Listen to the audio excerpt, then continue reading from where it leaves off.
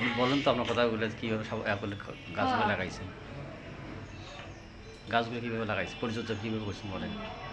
প্রথমত আমরা যে জমিটা তৈরি করি, জমিটা তৈরি করার পরে জমিটা বেড তৈরি করে জমি পেপার দিয়ে ঢাকা হয়। তারপর পেপারে এক জায়গা ফাঁকা ফাঁকা করে পেপারটা ছিদ্র করা হয়। তখন বীজটা প্রথম পানিতে ভিজাইয়ে তারপর গরমে ভিতর রাখিয়ে বীজটা ফাটাইয়ে তারপরে সে চারা দিতে হবে। আপনার একটা ট্রে অথবা কন্টেস্টের কাপ আছে, বাইরে চারাটা তৈরি করে নিয়ে পরে জমিতে সেই পেপারের যে ছিদ্রটা থাকবে তখন ওই বীজটা ওখানে গাছ আকারে হবে, তখন রোপণ করতে হবে। একটা ছিদ্রে একটা করে গাছই থাকবে। যখন গাছটা আগা তখন বেড়ে যাবে, সে আপনার নেটে যখন আপনি টালের উপরে দেবেন তখন গাছটা আগা বের হলে তখন বিশ্বের সাথে আপনার আগাগুলো বেঁধে বেঁধে দিতে হবে, যাতে গাছের আগাটা এদিকে ওদিকে না যায়। গাছে যদি কোনো ভাইরাস দেখা যায় তখন সেই গাছগুলো বেছে জমি থেকে তুলে জমির বাইরে ফেলে দিতে হবে। গাছের আগা যদি ঝুলে যায় তাহলে গাছের ফল ধরবে না। গাছের আগা যাতে না ঝুলে যায়, সকাল বিকাল গাছের আগা জমির ভিতর দিয়ে পরিচর্যা করতে হবে, আগাগুলো যাতে ঝুলে না যায়। নেটের সাথে বেঁধে বেঁধে সুন্দরভাবে রাখার জন্য চেষ্টা করতে হবে। হ্যাঁ, ঝুলে থাকলে সেই আগার কিন্তু আর ফল আসবে না। হ্যাঁ, আর এটাও দেখবেন যে আপনার গাছের যত আপনি পরিচর্যা করবেন, যে পাতাগুলো আস্তে আস্তে শুকায় যাবে ওই পাতাগুলো তুলে দেবেন, ছিঁড়ে ফেলে দিলে গাছের শক্তিটা বাড়বে, তখন গাছের ফল বেশি ধরবে। হ্যাঁ, এটা পরিচর্যা যত আপনি করবেন সবজির ক্ষেত্রে তত আপনি ফলন ভালো পাবেন। আর নিয়মিত পানি দেওয়া, করলা গাছে যদি পানি কম হয়ে যায় তাহলে গাছ অতি তাড়াতাড়ি শুকায় যায় এবং গাছের ফলন কমে যায়। যত আপনি রাখবেন গাছকে গোড়ায় পানি দিয়ে ভিজায় রাখবেন, এবং সার যে দিলেন জমিটা যখন তৈরি করছেন তখনই কিন্তু ওই গাছের পরিপূর্ণ সার আপনার ওখানে দেওয়া হয়ে গেছে।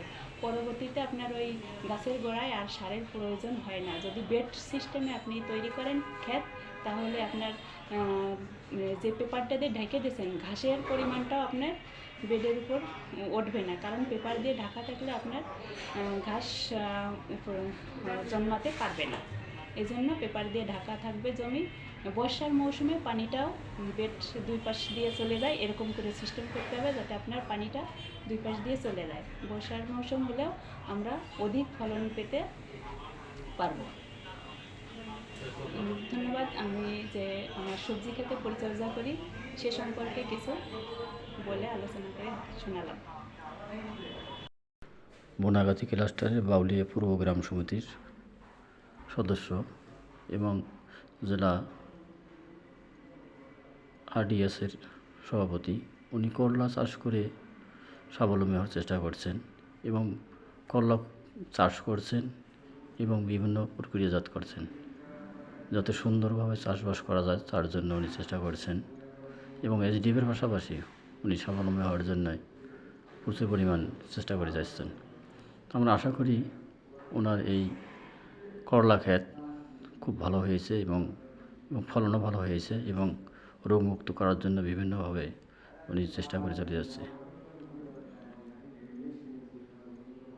এই হচ্ছে স্বপ্নাজি করলা চাষের বিভিন্নভাবে কাজ করে যাচ্ছেন এবং পাশাপাশি অন্য অন্য সবজিও চাষ করেন তিনি, এবং তিনি চেষ্টায় আছেন যে স্বাবলম্বী হয়ে তিনি দেখাতে চান যে মেয়েরাও পারে এইচডিএফের কাজ করে পাশাপাশি স্বাবলম্বী হওয়া যায়। বিভিন্নভাবে উনি চাষবাস করে যাচ্ছে। করলাগুলো খুব সুন্দর হয়েছে এবং মাচা দিয়েছে, মাচাগুলোও সুন্দরভাবে খুঁটি দিয়েছে যাতে ঝড় বৃষ্টিতে না পড়ে যায়, তার জন্য শক্ত খুঁটি দিয়েছে এবং প্রচুর পরিমাণ করলা হয়েছে। এখন তো করলা 70 থেকে 80 টাকা কেজি। তাই মানুষের ধান না করে ধানের পাশাপাশি করলা ক্ষেত, তারপর হচ্ছে কুমড়া ক্ষেত, মিষ্টি কুমড়া, চাল কুমড়া, শশা, বিভিন্নভাবে সবজি ক্ষেত উনি করে থাকেন এবং উনি সুন্দরভাবে এগুলিকে পরিচর্যা করে যাচ্ছেন। এবং রোগবালাইয়ের জন্য তিনি বলছেন যে আমি বিভিন্নভাবে পাতা শুকিয়ে গেলে সেগুলোকে সরে দেই এবং ওই পাতাগুলোকে আলাদা করে রাখি এবং সেগুলো ফেলে দেই। শাপলা যেগুলো গাছ সেগুলোকে সুন্দরভাবে আমি যত্ন করে রাখি।